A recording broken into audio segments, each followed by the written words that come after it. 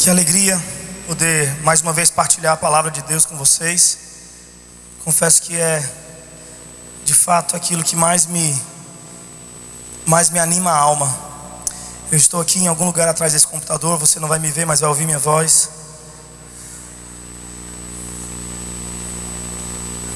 Não entendi porque vocês estão rindo. Fiquei até ofendido. Mas o computador vai ser bem... Oi. Mas vai ser bem rapidinho o computador, não vocês só fechem os olhos e escutem minha voz.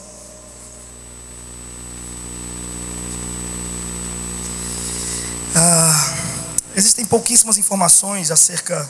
Na verdade, eu trouxe aqui dois trechinhos de documentos históricos, né? Da minha denominação presbiteriana. E eu queria lê-los de maneira fiel quando chegasse nessa parte. O Catecismo de Genebra e o Breve Catecismo, escritos por João Calvino. Mas nosso desafio nessa noite é falar sobre o quinto dos 5 solas, né? Que é o Soli Deo Gloria. Meus irmãos, nós vivemos em uma época onde ficou-se cada vez mais raro de perceber essa ênfase da igreja. Uma ênfase no Soli Deo Gloria. Uma ênfase em uma vida centrada em Deus, em uma vida dedicada a Deus em todos os seus aspectos.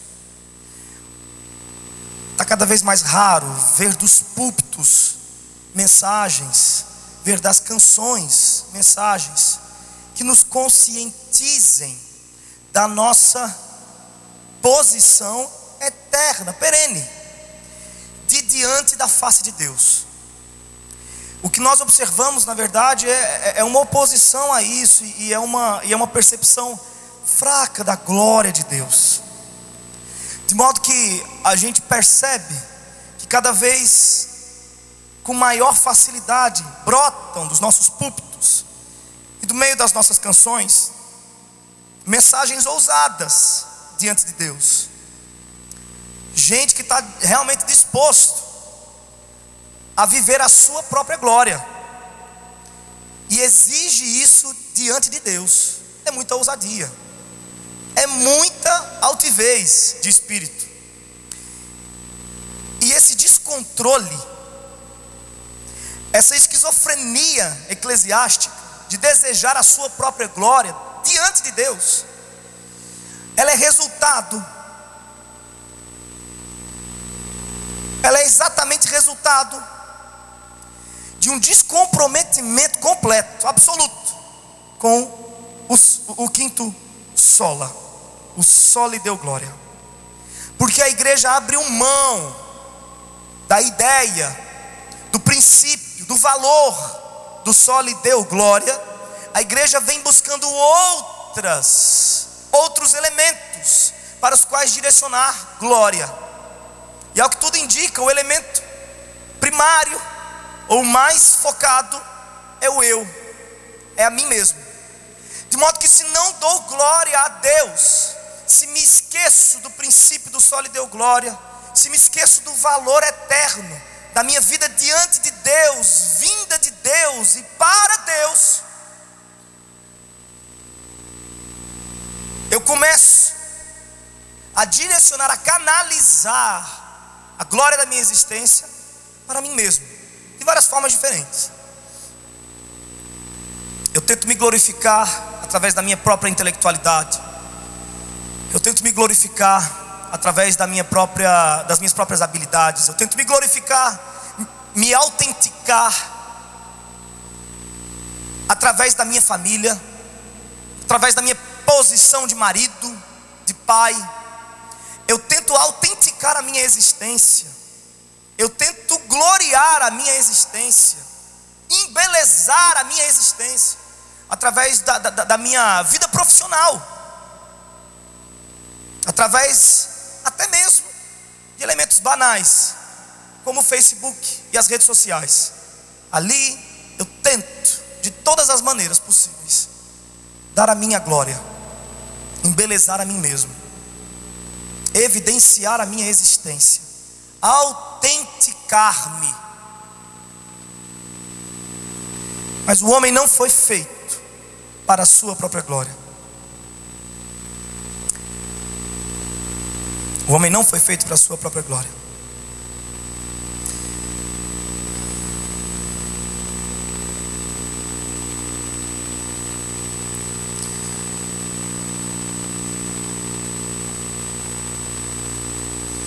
No Catecismo de Genebra, escrito por João Calvino, a gente vai encontrar essa resolução.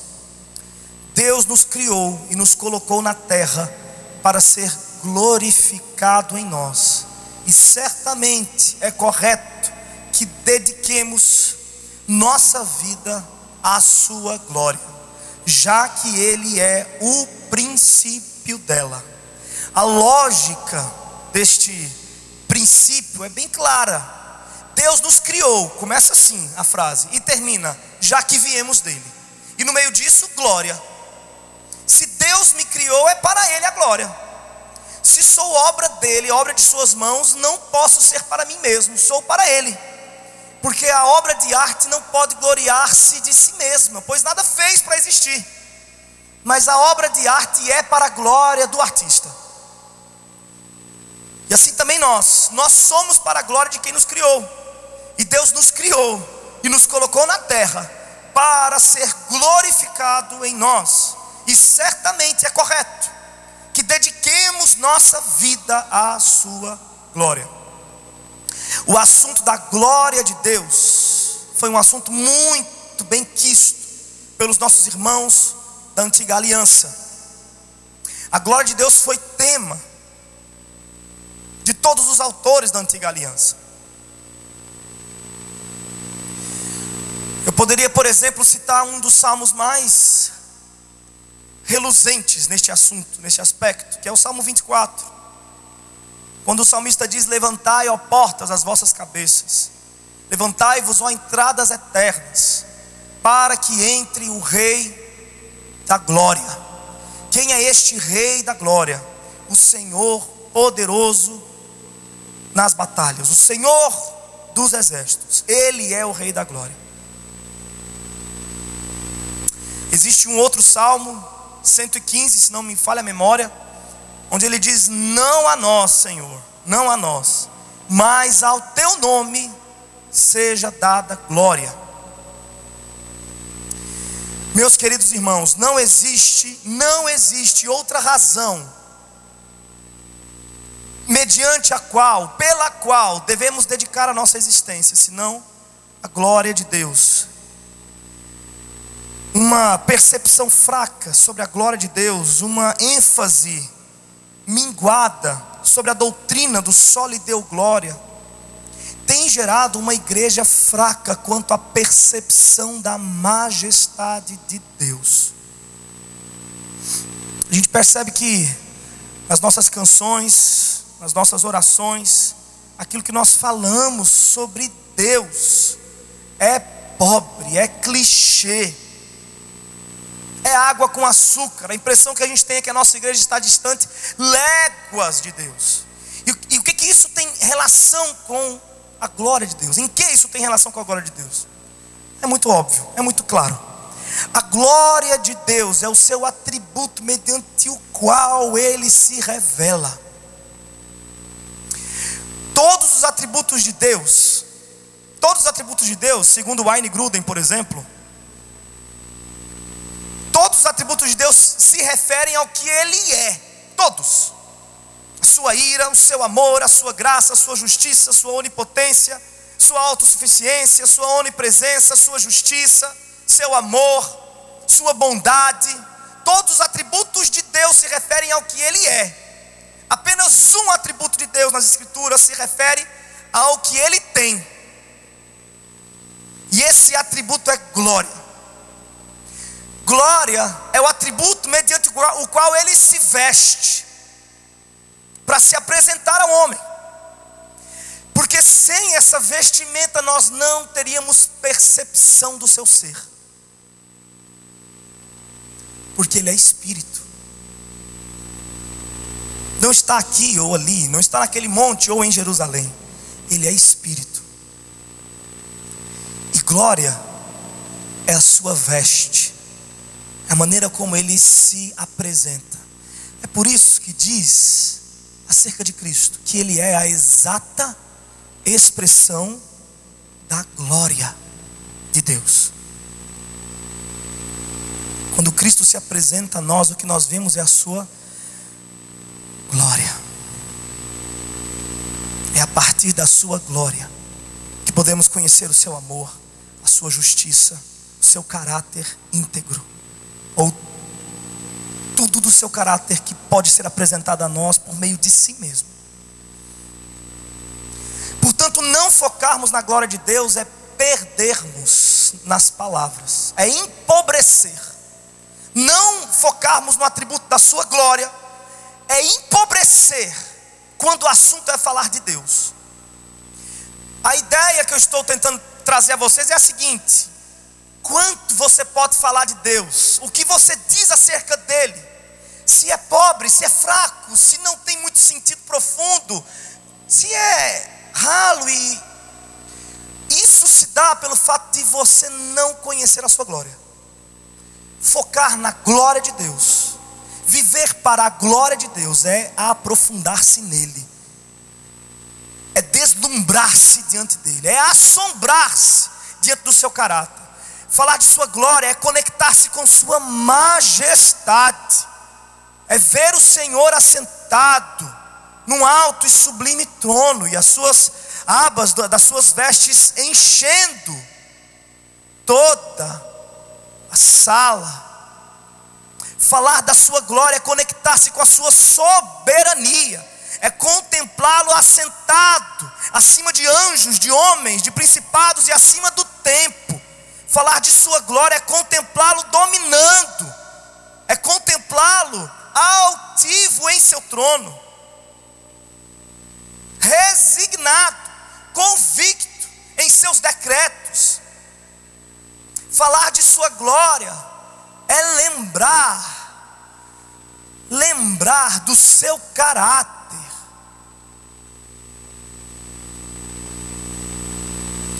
Nós existimos para isso, meus irmãos, e uma vida é pouco. Quando os reformadores trazem essa ideia de que a igreja e cada indivíduo dela existe para dar a Deus a glória, os reformadores estão se opondo a um estilo de cristianismo no qual o ser humano tenta dividir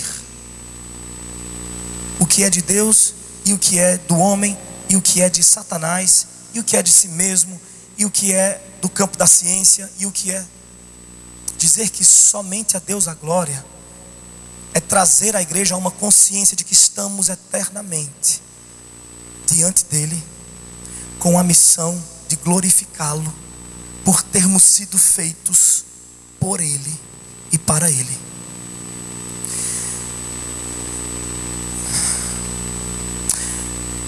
Com medo de que isso tudo ficasse muito teológico, muito técnico e muito distante de nós,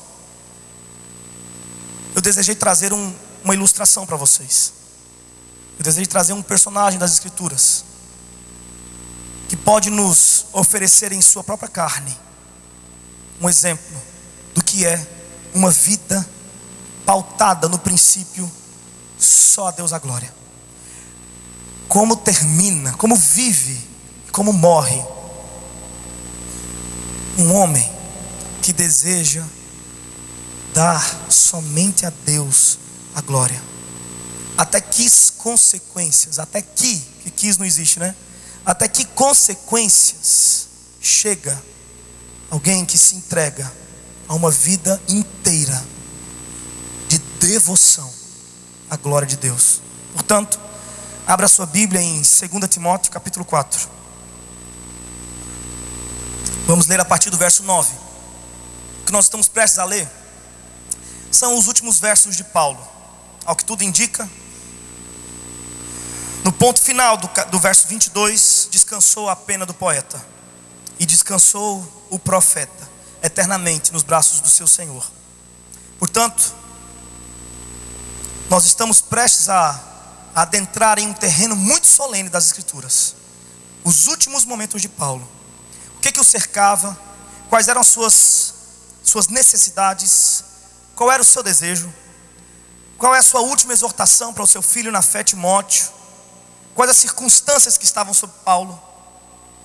É isso que nós vamos visitá-lo em sua prisão, os últimos momentos da sua vida. Eu peço a você que tenha muita reverência, que mantenha o seu coração em terreno sagrado, para que a gente aprenda com Paulo o que é uma vida de só lhe deu glória.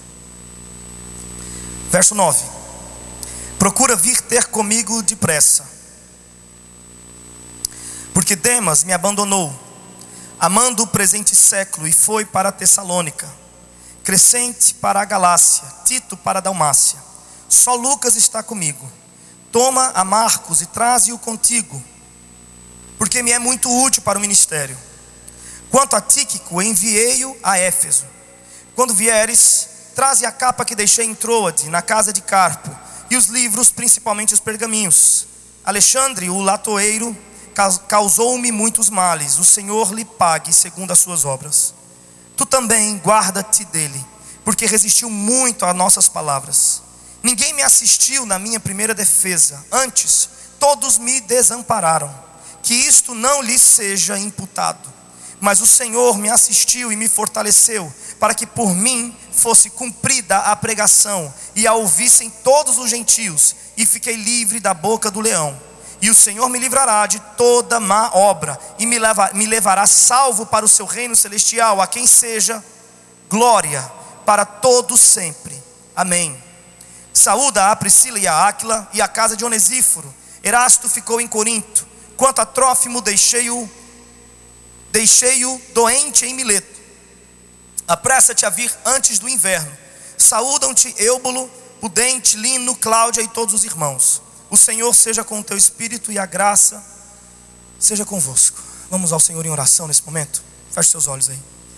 Senhor, muito obrigado por tua maravilhosa palavra que está diante de nós. Obrigado pela oportunidade que temos de nos banquetear com cada verso, com cada princípio, com cada verdade. Nós não estamos diante de qualquer verdade, nós não estamos diante de qualquer ponto de vista. Nós estamos diante da verdade eterna de Deus. Nós estamos diante dos princípios imutáveis de Deus. Nós estamos diante daquilo que é resistente, daquilo que é de fato real. Nós estamos diante da tua palavra, Senhor. Estes versos podem parecer insignificantes, só um relato histórico, mas não, Senhor. Para nós que somos teus filhos, nós já entendemos pelo teu Espírito, estamos convencidos de que passarão céus e terra, de que passarão, ó Deus, os cantos dos pássaros serão um dia esquecidos, Senhor. Os aromas das flores serão um dia esquecidos, ó Deus. A sensação gostosa de mergulhar em um rio e provar de uma cachoeira, um dia não passará de devaneios de um passado remoto e distante. Mas estes versos permanecerão eternamente, porque é a tua preciosa, imutável, irrevogável palavra. Portanto, dá-nos a grata alegria de compreendê-la e de recebê-la alegremente em nossos corações, aptos também para colocá-la em prática. Faz isso é um milagre que só o Senhor pode fazer. Faz em nome de Jesus. Amém. Meus irmãos, o Paulo de 2 Timóteo, o Paulo que está diante de nós aqui, e que está nos servindo de ilustração sobre uma vida inteira de glória a Deus, não é o jovem Paulo da carta aos Romanos. Não é esse Paulo que está aqui. Aquele Paulo argumentativo, cheio de proposições bem elaboradas, de teses praticamente acadêmicas acerca da salvação pela fé somente. O Paulo que está aqui não é esse Paulo, né, o buscado de Romanos, não é. O Paulo que está aqui diante de nós também não é o jovem pastor de Éfeso, que escreve sua carta pastoral com tanto cuidado por aquela igreja tão preciosa de seu coração. Não é aquele pastor cuidadoso, que pensa em aspectos de pastoreamento diário, pensa nas questões mais cotidianas dos seus membros, das suas ovelhas. não é esse pastor que está aqui, aquele pastor, aquele bom jovem pastor de Éfeso.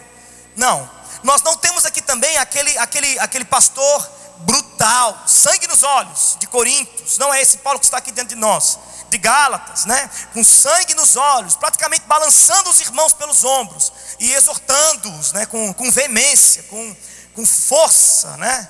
Com austeridade em alguns momentos e zelo, profundo zelo pela verdade do Evangelho. Não é esse Paulo, sangue nos olhos, que está aqui diante de nós nessa noite. Nós estamos, meus irmãos, diante do vovô Paulo. Nós estamos do homem de cabelos brancos, diante do homem de rugas e de marcas no corpo. Nós estamos diante de um senhor com dificuldades respiratórias. Nós estamos diante de um senhor que está de fato, nos seus últimos momentos, talvez com dificuldade para falar, tossindo bastante. Ele ficava numa masmorra, ele ficava em um lugar extremamente úmido, escuro, longe da luz do sol. Nós estamos diante de um senhor que já viveu bastante, já viveu muito, está prestes a encarar o fim, que é na verdade o seu começo. Alguns versos antes desses que nós lemos, ele mesmo fala para Timóteo: Timóteo, eu já estou sendo entregue por libação, minha vida já está chegando no final, já estou sendo entregue como oferta de libação. A oferta de libação era o momento, depois de todo o sacrifício, em que o sacerdote derramava vinho no altar. E esse vinho lavava o altar e simbolizava que havia terminado. Todo o sacrifício havia terminado.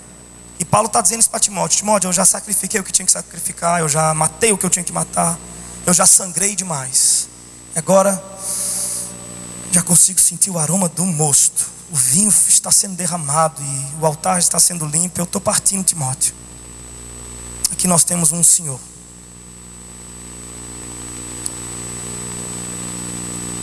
pode nos dizer como morre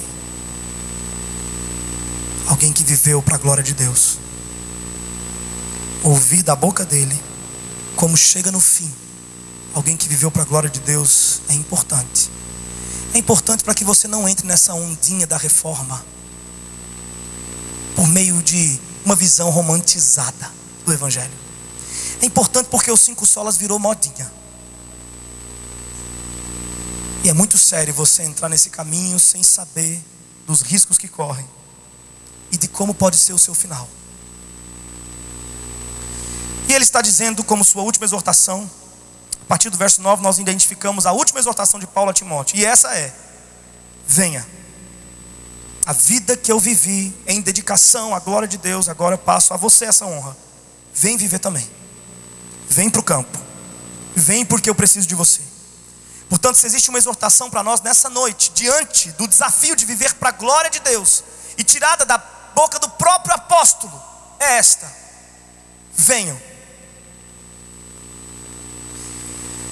Venha depressa,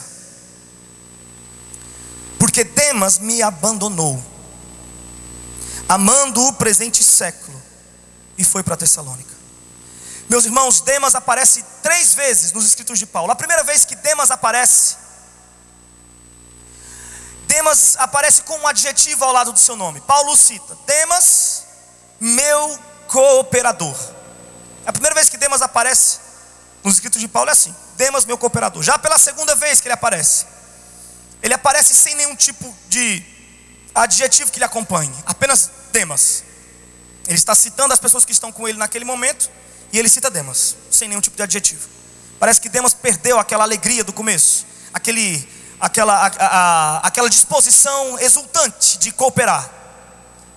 Parece que ele já não está mais tão cooperador assim. E a terceira vez que Demas aparece nos escritos de Paulo é aqui, quando ele diz: Demas abandonou-me. A gente é tão certo de que, por estarmos aqui na igreja, às vezes servindo, está tudo certo. Por isso que o próprio Paulo diz a Timóteo: tem cuidado de ti mesmo, Timóteo, e da doutrina. Manter guarda sobre a doutrina e sobre o seu próprio coração e as suas intenções, a sua energia, as suas emoções, é importante para qualquer filho de Deus. Demas não o fez. Em algum momento de sua caminhada, Demas baixou guarda. E aquele que começou alegremente servindo a Paulo, sendo citado como um de seus auxiliadores mais próximos, terminou a sua carreira com o título de amante deste século. Meus irmãos, se Demas abandonou Paulo e abandonou o evangelho por amar aquele mundo sem Netflix,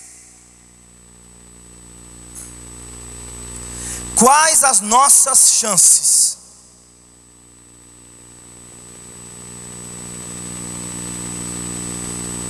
Se Demas abandonou o evangelho, abandonou Paulo por um mundo que não tinha metade do luxo que nós podemos dispor, do conforto, das facilidades, da tecnologia,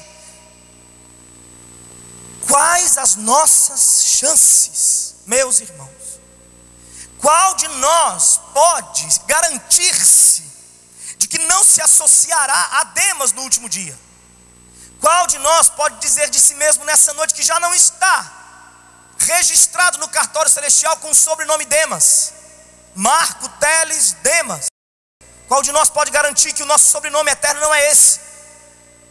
Agora mesmo aqui, entre nós, pode existir alguns que já abandonaram o evangelho por amarem a este mundo. Isso às vezes vem de maneira tão sutil. A gente corre sérios riscos. Talvez alguns aqui em suas pequenas empresas estão sonegando impostos, estão emitindo notas falsas, estão tentando burlar a fiscalização federal. Talvez outros maridos aqui estão tendo um caso com alguém que consideram melhor do que a sua própria esposa. Talvez alguns filhos aqui estão em desobediência, severa obediência contra o padrão de santidade de Deus.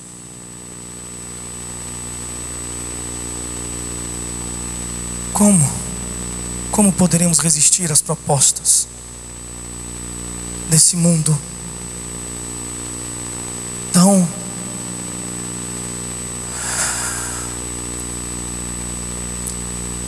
reluzente? O conselho de Paulo a Timóteo em alguns versos antes é: você não, Timóteo, quanto a você, fortifica-te na graça que há em Cristo Jesus. Meus queridos irmãos, nenhum de nós tem chance alguma. Nós temos tanta chance diante desse mundo com Netflix. Nós temos tantas chances diante dele quanto Pedro tinha diante da sua promessa na Santa Ceia: eu vou com o Senhor até a morte, eu morrerei contigo. É para morrer, então eu vou morrer com o Senhor. Pedro tinha tantas chances, na verdade, e o Senhor olha para ele e fala: Pedro, antes que o galo cante, você vai saber quantas chances você tem. Antes que o galo cante, Pedro, você vai conhecer quem você é. Nós estamos igualmente juntinho ali com Pedro. Quando o galo cantou, antes do galo cantar, na verdade, o aroma do mosto, o aroma daquelas doçuras da Santa Ceia, o aroma do vinho, ainda estava na boca de Pedro. As migalhas do pão que ele partiu com Cristo ainda estavam por ali, entre seus dentes, misturadas à sua saliva, quando ele disse: esse aí eu não conheço. Não demorou muito depois de sua promessa. E o galo cantou, e Pedro conheceu quem ele era. Pedro disse: eu estou acabado mesmo. Chorou amargamente. Todas as vezes que nós confiarmos em nossa própria capacidade contra o mundo, nós vamos perder. Todas as vezes que confiarmos em nosso próprio esforço, em nosso próprio mérito, para nos manter de pé diante das propostas desse mundo, nós vamos perder. Porque nós, por conta do pecado, nós queremos nos preservar. E viver para a glória de Deus é perder a autopreservação. Viver para a glória de Deus é não ter medo da masmorra junto com Paulo, é não ter medo da cruz junto com Cristo. E Pedro tinha medo. Quem pode julgá-lo?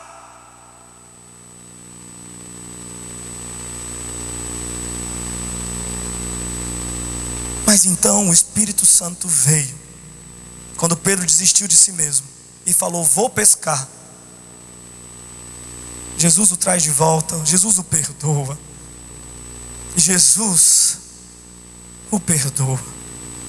O Espírito Santo desce sobre ele e agora sim, anos mais tarde, lá está Pedro, morrendo com Cristo. Nós não conseguimos.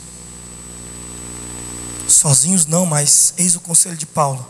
Quanto a vocês, meus irmãos, fortifiquem-se na graça que há em Cristo Jesus. Está difícil não amar esse mundo? Corre para Cristo e pede graça, porque você não consegue sozinho. Corre para o Evangelho e pede graça. Além de Demas, outras pessoas também tiveram que abandonar Paulo, não por conta do pecado, mas pela demanda missionária. Veja, Crescente foi para a Galácia, Tito para a Dalmácia.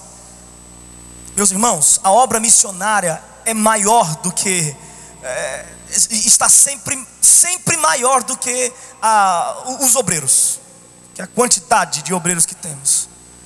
E não foi diferente aqui. Eu estou para ver um dia que um missionário vai chegar para dar um testemunho aqui nessa igreja, na Batista, e vai pegar o microfone para dizer: gente, eu vim aqui para dizer que o campo lá na Índia está maravilhoso, está florescendo missionário para todo lado. Todo lugar que eu olho tem um missionário, e puxa, que alegria. Eu vim aqui para dizer: não mandem mais missionários, a gente está trombando uns com os outros. Alguém já ouviu um testemunho assim? Olha, gente, eu vim lá da África para dizer que, graças a Deus, os campos estão brancos e os ceifadores são muitos. A gente vim aqui pedir que vocês orem por outras coisas, porque não precisa mais pedir ao Senhor da Seara que envie ceifeiros, já está ok.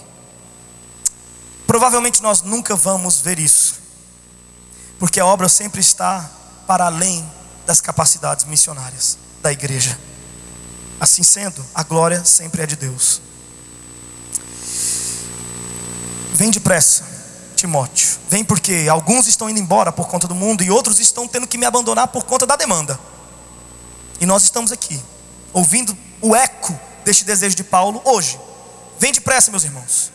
Vem, porque alguns na igreja estão abandonando a Cristo, e outros estão tendo que sair por conta da demanda, e o terreno é maior. Vem depressa ajudar. Vem viver para essa glória. Verso 11 diz: só Lucas está comigo. Claro que Lucas está com Paulo.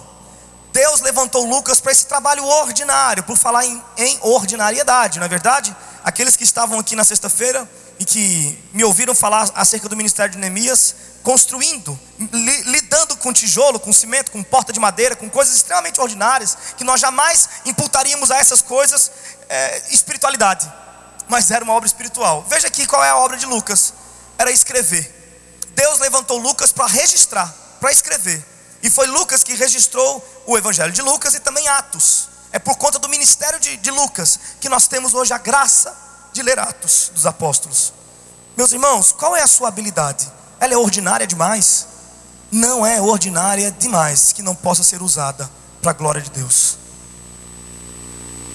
Se você escreve, você pode escrever para a glória de Deus. Se você fala, você pode falar para a glória de Deus. Se você medica, você pode medicar para a glória de Deus. Se você sorrir, você pode sorrir para a glória de Deus.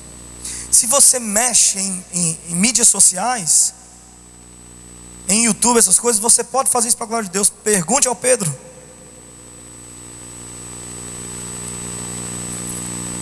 Nem todos seremos pregadores, mas todos podemos fazer uma obra tão digna de louvor quanto a obra de Lucas. Ele só escreveu, ele ouviu e escreveu. Toma Marcos e traze-o contigo, porque me é muito útil para o ministério. Veja como chega ao fim de sua vida um servo de Deus que estava dedicado à glória do Senhor. Toma Marcos e traze-o contigo, porque me é útil. Quando eu leio essa frase, meus irmãos, quando eu leio essa frase, eu sinto um alívio no meu ser enorme. Porque muitas vezes, muitas mesmo, quase que diariamente, eu fico a ponto de desistir de mim. É sério. Quando eu olho para essa frase, eu sei que Deus não vai desistir de gente como eu. Deus vai completar a sua obra em mim, porque completou em Paulo. Veja você a história de Paulo com Marcos. o jovem Paulo, impetuoso, né? Viril, extremamente inflexível, com ares de emergência sempre. O jovem Paulo partiu para a sua primeira viagem missionária. Barnabé o acompanhou e esse menino também, Marcos, o acompanhou. E no meio da viagem missionária, Marcos abandonou a companhia e voltou para casa. Paulo não gostou nada disso. Na segunda viagem missionária de Paulo, Barnabé chegou e falou assim: Paulo, Marcos quer ir com a gente. E Paulo falou: não vai não. E Barnabé falou: Paulo, dê uma chance ao menino. E Paulo falou: de jeito nenhum. E Barnabé: tenha paciência, longanimidade com o rapaz, ele está aprendendo agora, pois ele vai aprender e depois ele vem, porque campo missionário não é lugar de ninguém está aprendendo nada não. Depois que ele aprender ele vem. Inflexível, rejeitou a Marcos. Marcos é inútil, Marcos só atrasa. Marcos foi uma pedra de tropeço na missão passada, não vai. Talvez Paulo tenha até dito assim: Marcos não nasceu para isso. E aqui o velho Paulo, sim, a questão acabou com Paulo e Silas indo para um lado e Barnabé e Marcos indo para outro lado. Deus sabe como faz para a sua obra se expandir, né, gente?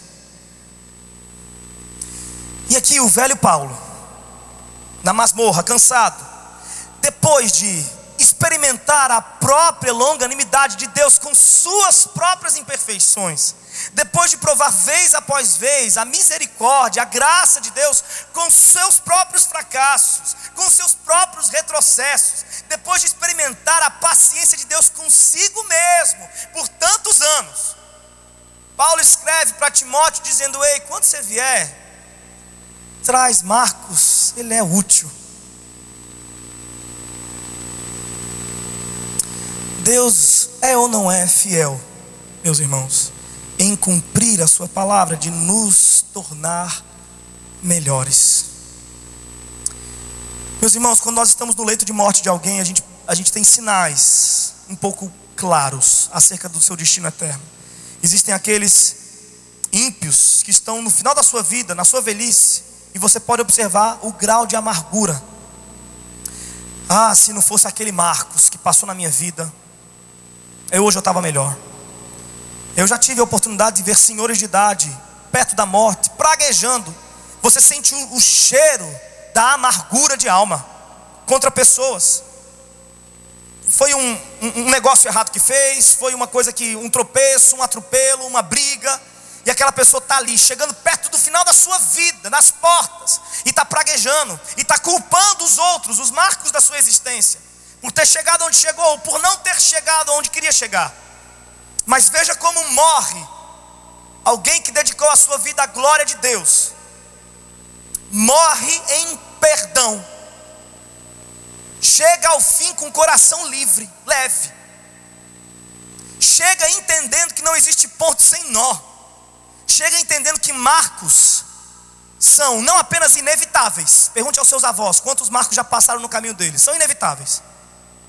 Eu mesmo posso ter sido um Marcos para alguns. Com certeza eu fui. Marcos são não apenas inevitáveis, como também necessários. Se nós estamos debaixo dos olhos de Deus e vivendo uma vida inteira para a glória de Deus, nós entendemos que os marcos do nosso caminho geram glória para Deus. As pedras de tropeço do nosso caminho geram glória para Deus. Portanto, como não chamá-los no último dia e dizer: vem cá, vamos abrir uma garrafa de vinho junto porque você me faz bem. Vamos abrir aqui um refrigerante, uma Coca-Cola. Eu pensei que eu estava na presbiteriana, gente, desculpa o deslize. Fecha o vinho aí. Você me faz bem. Quais são os marcos que passaram no teu caminho e que você precisa reconhecer que foram enviados por Deus para te tornar melhor? Quais são os marcos que passaram até aqui que você precisa mandar uma cartinha, um e-mail, um WhatsApp dizendo: ei, vem cá, você é útil. Vamos sentar, vamos deixar passar e vamos viver para a glória de Deus.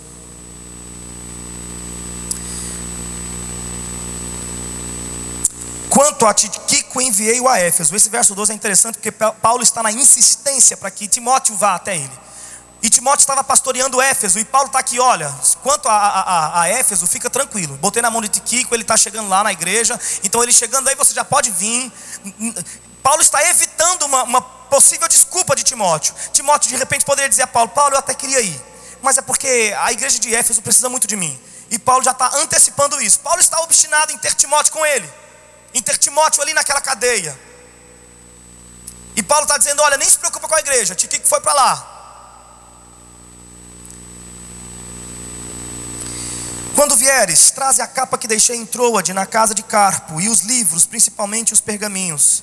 Antes de mais nada, um comentário técnico. Provavelmente a diferença de livros e pergaminhos seja que livros são de outros autores e pergaminhos os próprios escritos de Paulo. Provavelmente, não há nada certo sobre isso. Eu preciso fazer um comentário muito sério nesse momento. A pergunta que eu quero fazer nesse momento é se você realmente deseja esse evangelho. Se você realmente deseja esse Cristo. Eu preciso perguntar isso para você com toda a solenidade possível. Você deseja essa vida para a glória de Deus? Você tem certeza que não é só um desejo de pertencer à maioria, à modinha da reforma, do só lhe deu glória? Você tem certeza que está pronto para encarar a realidade do só lhe deu glória?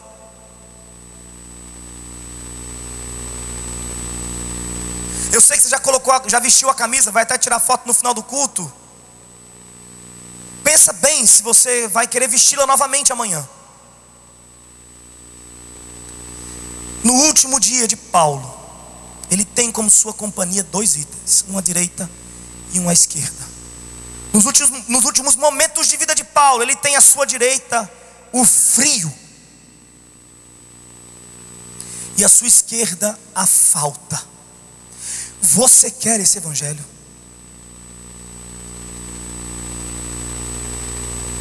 Timóteo, quando você vier, me traz uma capa porque eu sinto frio. Me traz livros porque eu sinto falta. Eu sinto frio na carne e eu quero aquecer também o coração, portanto me traz alguns livros. Livro é coisa que aquece o coração, gente. Você pode estar numa cadeia, debaixo do subsolo do Império Romano, numa masmorra fria, mas quando você abre um livro, você não está mais lá. Você quer esse evangelho? Porque deixa-me dizer algo a você. Se você começar a se envolver com esse evangelho, com essa igreja, se você começar a vir aos cultos, se você começar a dedicar os seus talentos ao Senhor, se você começar a se envolver com as escrituras, a se envolver com o evangelho, você está correndo riscos de perder algumas coisas. É possível que se você começar a se envolver com esse evangelho, você perca alguns amigos. É possível que você perca a estima de alguns familiares até. É possível que você perca algumas ideias, das quais você tem muito apreço e que residem na sua mente. Você quer se envolver com isso mesmo? Você tem certeza disso? Veja, se você abraçar esse evangelho um pouco mais forte, se você começar de fato a abraçar o evangelho com um pouco mais de força, as suas chances de perda são ainda maiores. É possível que você perca a promoção que você tanto sonhou. É possível que você tenha que abandonar aquele cargo público que você nem aparece lá, porque o evangelho não vai permitir. Não vai permitir. Se você abraçar esse evangelho com força, é possível que você perca muito amigos, famílias, bens, ideias. Gente, ideia vale muito.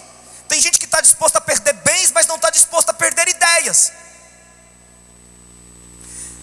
Deixe-me agravar a coisa. Se você abraçar esse evangelho com toda a sua força, quase que o tornando parte de si, chegando a ponto de não saber mais o que é você e o que é o evangelho, ao ponto de se afogar, de se tornar um com ele. Se você abraçar ele com toda a sua força, até estremecer a carne, meu irmão, é possível que você chegue no último dia da sua vida, escrevendo uma carta para um amigo distante, dizendo: ei, você pode me trazer uma coberta, uma capa e alguns livros?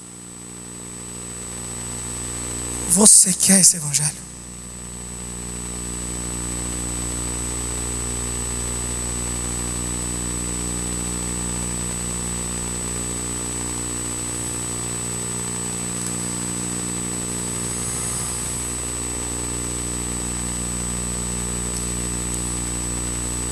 Alexandre, o latoeiro, causou-me muitos males. O Senhor lhe pague segundo as suas obras. Para a maioria dos estudiosos, Alexandre, o latoeiro, era alguém de nome, de importância. Alguém com quem provavelmente Paulo fez um acordo. Alexandre, por ter nome, imagina, ele trabalhava com ferro, com bronze, com esse material que o Império Romano usava muito. Talvez ele fizesse encomendas ao Império Romano. Ele tinha nome, ele tinha status. Ao que tudo indica, Paulo fez um acordo com esse Alexandre. E Alexandre disse que queria depor em favor de Paulo em seu tribunal, em sua defesa. Ao que tudo indica, Alexandre não depôs, como foi lá e traiu Paulo, depois contra Paulo.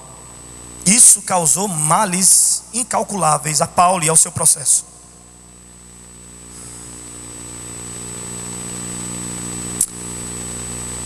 E ele fala assim, no verso 15: tu também guarda-te dele, porque resistiu muito às nossas palavras.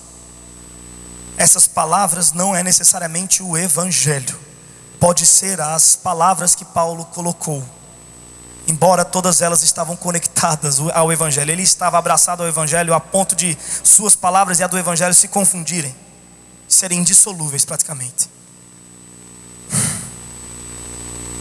Veja bem, mais um comentário sobre o Só lhe deu glória. Paulo está terminando a sua carreira. Paulo está sofrendo, sentindo todo tipo de dores. Paulo está passando a Timóteo o bastão, passando a Timóteo o convite solene do só lhe deu glória, do viver para o evangelho, pelo evangelho, no evangelho. E Paulo em absolutamente nenhum momento da segunda carta a Timóteo, Paulo faz algum tipo de nota que se pareça com isso. Timóteo, eu estou lhe convidando para seguir o evangelho de Cristo. Cristo que terminou na cruz, terminou rejeitado, terminou humilhado, contado entre os transgressores.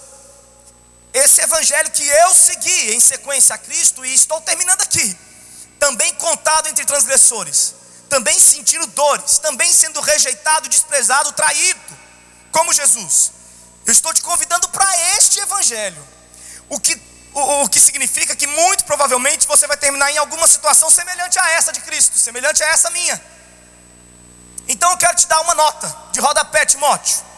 Quando você for ser chicoteado, o que muito provavelmente acontecerá, a posição tal é melhor para as feridas. Timóteo, quando forem lhe algemar os pés, prefira o pé esquerdo, porque dói menos na hora que você for andar. Você vai poder se movimentar de maneira mais livre. Timóteo, quando você tiver, não existe uma nota de rodapé, não existe Paulo ajudando Timóteo a encarar as dores físicas. Paulo não faz uma simples notinha para ajudar Timóteo a encarar o que é físico. Mas ele chega aqui no verso 15 e diz: Timóteo, Alexandre, isso dói.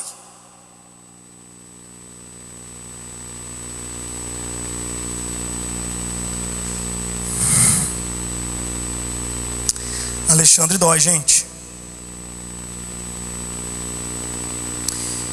Viver para a glória de Deus é estar disposto a ser machucado pelos Alexandres que também virão.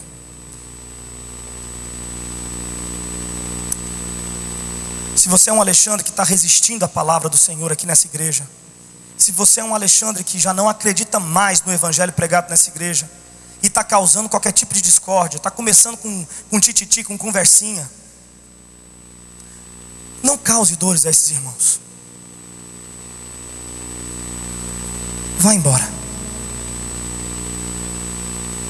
Ou então seja um com eles, abrace a causa e siga adiante. Se não é o caso, se você não tem mais prazer no evangelho e está aqui só para causar dores, Alexandre, eu te peço, por favor, se retire. Quanto aos demais, eu digo a vocês o que Paulo disse. Eu faço eco do conselho de Paulo a Timóteo: tem cuidado, porque dói. Lembre-se do que Jesus falou: Não jogue pérolas aos porcos, nem coisas santas aos cães, porque eles voltam e eles ferem, e isso dói. Veja o julgamento de Paulo. Nós estamos chegando no fim. Ninguém me assistiu na minha primeira defesa, antes todos me desampararam. Que isto não lhes seja imputado. Ah, meus irmãos, eu sei, nós estamos chegando no fim. Juro que são pouquíssimos comentários que tenho a fazer, mas eu preciso parar nesse verso mais uma vez e elaborar a cena com vocês. O senhor Paulo chega na frente daquele tribunal com algemas nas mãos, algemas nos pés, seguranças, soldados ao seu lado, lhe encaminhando diante daquele júri, pessoas curiosos, gente de todo, escrivãos, gente de todo tipo todo tipo de posição na sociedade está ali para ver o grande Paulo, porque já naquela época ele era Paulo. O grande Paulo e a sua defesa de si mesmo, a oportunidade de se defender. Quem estaria ali para ajudá-lo? Quem estaria ali para defendê-lo também? O que ele diria em sua defesa? E ele era bom com as palavras. Ele era bom, ele dava um show de palavras, de discurso. Meus irmãos, e Paulo, enquanto entra ali, cabelo desgrenhado, barba por fazer, rosto enrugado, muitas dores, dificuldade para respirar, talvez encurvado por conta de uma provável pneumonia. Meus irmãos, enquanto ele entra ali, enquanto talvez o escrivão está lendo o caso, o processo, imagine o senhor Paulo levantando a cabeça e tentando olhar com dificuldade entre a multidão, procurando um rosto conhecido, procurando alguém que pudesse dizer assim: poxa, está ali o meu amigo, não precisa nem me defender, não precisa nem falar em voz alta, mas só de ver alguém de si, alguém que lhe desse um senso de pertencimento, um senso de comunidade, um senso de, sabe gente, de fraternidade. E Paulo procura isso entre a multidão e não encontra ninguém. Paulo está a um passo de lançar-se no desespero, no pânico. No pânico. Imagine quantos demônios estão falando em seu ouvido. Paulo, o que foi que você fez da sua vida, Paulo? Você é um gênio, cara. Você tinha tanto conhecimento, possibilidades de ser um juiz, de ser, meu Deus do céu, o que mais? Um médico, um orador, um filósofo. Você podia ter tido uma família linda, tá agora rodeado de netos, rico, esbanjando. E Paulo, olha o que você fez da sua vida. Não tem ninguém. Para quem você entregou sua vida, Paulo? Para quem você entregou sua vida, Paulo? Quem você atingiu no final das contas? Quanto vale o seu ministério, Paulo? Você é um fracasso. Paulo estava prestes mesmo a se lançar nesse espiral de ansiedade, nesse pânico consumidor. Mas ele decide olhar mais uma vez. Quando ele olha, lá está aquela mesma luz que há tantos anos o cegou, que o encontrou em sua escuridão. Lá está o seu amado Senhor. Verso 17: o Senhor me assistiu e me fortaleceu, para que por mim fosse cumprida a pregação, e a ouvissem todos os gentios, e fiquei livre da boca do leão. Meus irmãos, quando Paulo olha para o Senhor e vê que Ele está ao seu lado, mais uma vez, como esteve sempre, Paulo não vê outra alternativa senão encher o peito outra vez e falar outra vez, não de si mesmo, não da defesa, não de sua inocência, não da defesa de seu nome. Paulo decide falar de Cristo. De quem mais ele falaria? Se você abraçar o Evangelho com toda a sua força, se você o apertar a ponto de não saber mais quem é você e o que é o Evangelho, de ser indiluível, incapaz de separar-se, de se autenticar apenas nele, de ser apenas no Evangelho, se você chegar a esse ponto, é muito provável que você chegue ao último dia da sua vida necessitando de capa, necessitando de livros, necessitando de amigos, necessitando de tantas coisas. Mas não é possível chegar neste último dia sem a presença inequívoca do seu Senhor.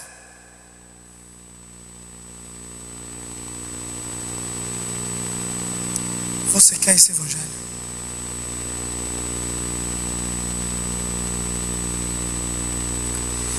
Paulo ergue a sua voz e ao invés de fazer a defesa de si mesmo, veja que ironia, ele prega outra vez as mesmas razões pelas quais o levou à cadeia. Lá está ele fazendo a mesma coisa. Ô cabeça dura. Aqui está o espírito do só lhe deu glória. O só lhe deu glória é abandonar a você mesmo, desistir de si e entender que Cristo vale mais. E isso está onde? Na Escritura. E o que tem na Escritura tem Cristo. E o que tem em Cristo tem graça. E como é que eu entendo isso? Pela fé. E o que eu faço agora? Eu vivo para isso. Você quer esse espírito do só lhe deu glória? Esse princípio do só lhe deu glória? Veja, é desistir de defender-se, é desistir de apelar por si mesmo, e é não ter outra palavra em sua boca senão Cristo é o Senhor, Filho de Deus, que morreu em favor dos seus, para os santificar, para os perdoar e os apresentar aptos, propícios a Deus, e em Deus os fazer glorificar a Santíssima Trindade pelos séculos dos séculos dos séculos. Amém. Ele foi livre. E veja só, para terminar, fui livre da boca do leão. E o verso 18: o Senhor me livrará de toda obra má e me levará a salvo para o seu reino celestial. O Senhor me livrará de toda obra má. Alguns dias depois de escrever isso, Paulo morre uma morte trágica, extremamente dolorosa. Então parece que Paulo errou, certo, pessoal? Deus me livrará de toda obra má. Corta a cena, abre cena, lá está ele morrendo. Para Paulo, obra má não tem nada que se, não é uma obra má, não está relacionada a dores de carne. Para Paulo, carne não vale nada. Para Paulo, o morrer é lucro, o viver é Cristo. Isso não é obra má para Paulo. Obra má para Paulo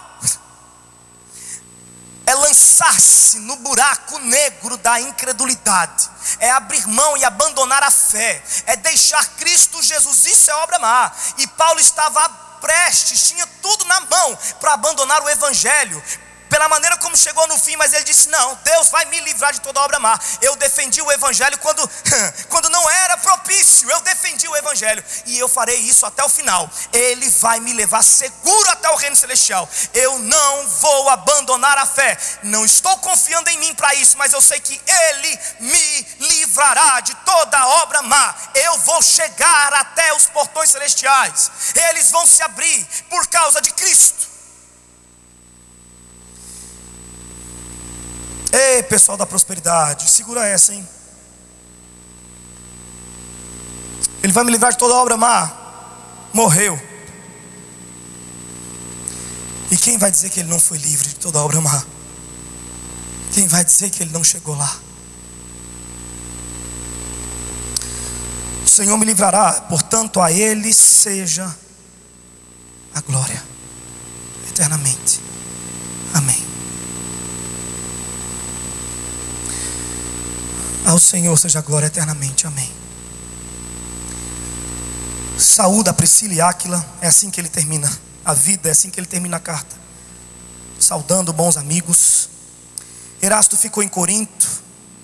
Quanto a Trófimo, deixei o doente em Mileto. É assim que ele termina a vida, pensando no outro. Parece tanto com Jesus. Jesus na cruz ali, gente, morrendo, padecendo, sofrendo, e está assim, ó: filho, eis aí a tua mãe. Mãe, eis aí o teu filho. É o que Paulo está fazendo aqui. Jesus está cuidando de alguém que ficaria abandonada. Sua mãe sofreria muita represária por ser a mãe daquele bandido da cruz. E Jesus está entregando ela nos cuidados, nas mãos de João, pensando no outro enquanto sofre. E Paulo está do mesmo jeito: olha, tem um doente ali, cuida dele, gente. E por último, Erasto ficou em Corinto. Lá, apressa-te a vir antes do inverno. Esse inverno, gente, poderia dificultar o caminho de Timóteo até Paulo, mas meu coração poeta não me deixa encarar esse inverno apenas assim. a igreja enfrentaria um forte inverno depois de tudo isso.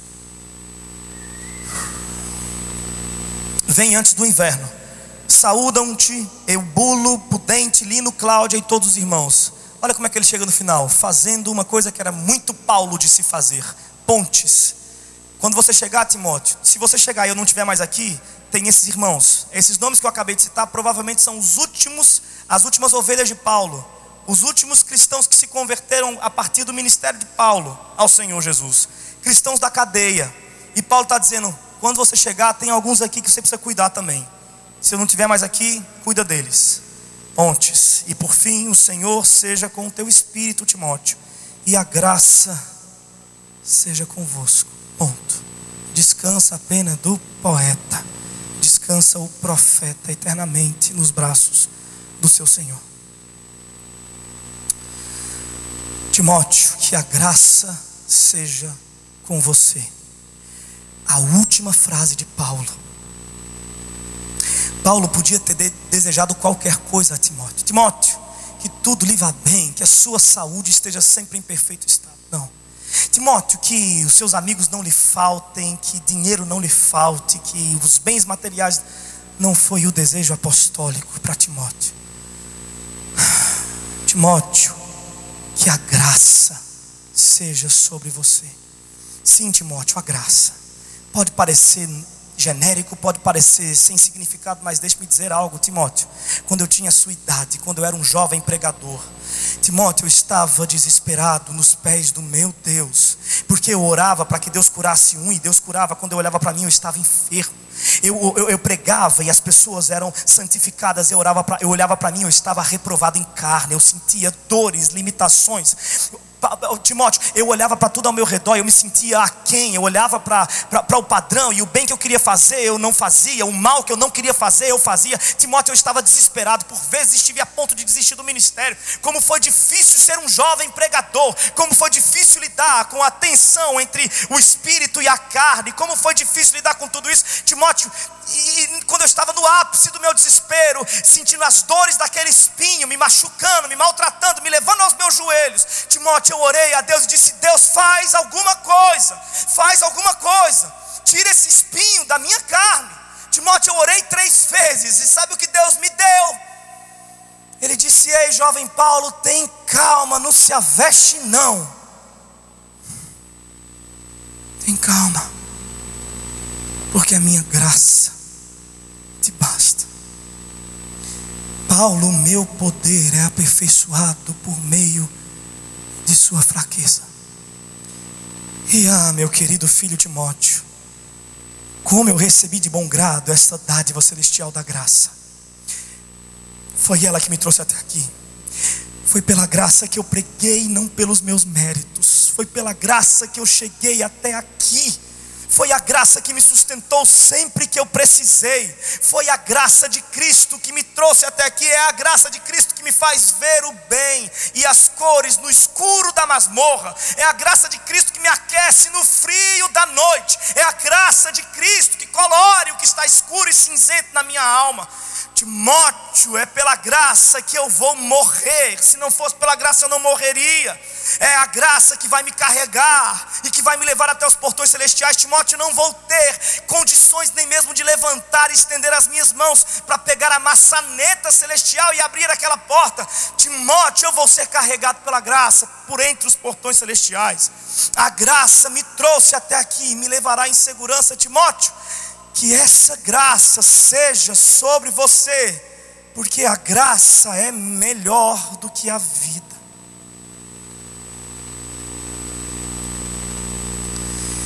Meus queridos irmãos da Igreja Batista do Acre, Rio Branco aqui, vocês querem esse evangelho? Veja como morre alguém que vestiu a camisa dos 5 solas. Veja como chega ao final um senhor que abraçou a Escritura e disse que ela era apta para toda correção e exortação. Um senhor que abraçou a Cristo e disse que preferia ter a Ele e considerar todo o resto como esterco e ser achado nele. O Senhor que abraçou a fé e disse que ela era o único meio pelo qual o homem poderia ser salvo. Um Senhor que abraçou a graça e disse que ela era o bastante